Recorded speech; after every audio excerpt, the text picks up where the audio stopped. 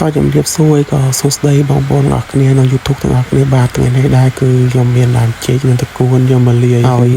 ទារបស់យើងអញ្ចឹងណាបងប្អូនហើយបងប្អូនអរគ្នាកុំភ្លេចជាវអ្នកមួយផងបងប្អូនអរគ្នានៅ YouTube ទាំងអស់គ្នាបាទនឹងឲ្យខ្ញុំមានកម្លាំងចិត្តធ្វើវីដេអូក្រោយៗទៀតនេះដែរគឺយើងបាទមកដល់ហាន់ដើមចេករបស់យើងជាកណាត់អញ្ចឹងណាបងប្អូនអរគ្នាបើយើងដាក់ទាំងមូលហ្មងគឺវាវាយអត់កើតទេដោយសារតែម៉ាស៊ីនយើង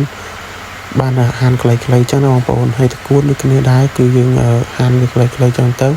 យើងដាក់នំសិនក៏វាស្រួលវាយដែរបន្ទាប់ពីយើងបានហាន់ខ្លីៗហើយយើងម៉ត់មកហើយគឺដាក់ចូលម៉ាស៊ីនយើងអញ្ចឹងណាបងប្អូនដាក់វាយវាម៉ត់ល្អអញ្ចឹងទៅយើងដាក់តកួនហើយដាក់ដើមចេកហើយតកួនអញ្ចឹងទៅវាបល់ចូលគ្នាល្អអញ្ចឹងណាបងប្អូនខ្ញុំបាទចេញមកដូចយើងយកទៀតហើយបងប្អូនទាំងគ្នាដោយសារតែយើងចេញមកធ្វើការអញ្ចឹងទៅយើងមកឆ្លៀតពេលយើងដាក់ជ្រាបពេលហាន់ដើមចេកនឹងតកួនទៅហើយបន្ទាប់ពីយើងបានហាន់តកួននេះដើមចេកបានដាក់បាយចូលក្នុងសិនហើយក៏ទាញចាប់ដើមចេញមកគឺគាត់លឺសំឡេងសិនគឺដើរចូលមកតែម្ដងបងប្អូនទាំងគ្នាហើយបន្ទាប់ពីនោះទៀតខ្ញុំគឺបានដាក់ចូលក្នុងសិនតទៀតហើយក្នុងកតុននោះដែរគឺយើងវាយម៉ត់ហើយបងបន្ទាប់ពីយើងបានវាយម៉ត់ហើយគឺយើងកាយយើងដាក់ចូលក្នុងកតុនអញ្ចឹងបងប្អូនហើយយើងមកលាយដូចខ្ញុំចេញវីដេអូមុនអញ្ចឹងគឺដាក់កតុដាក់បាយដាក់អីយ៉ាងទៅដូចខ្ញុំចេញហ្នឹងបងប្អូនទាំងគ្នា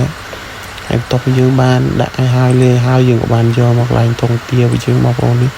យើងលាយហើយយើងដាក់វាមកគឺវាជួយចិត្តស៊ីខ្លាំងមែនទែនបាទគឺលាយមួយដើមចេកនឹងតកួននឹងអែម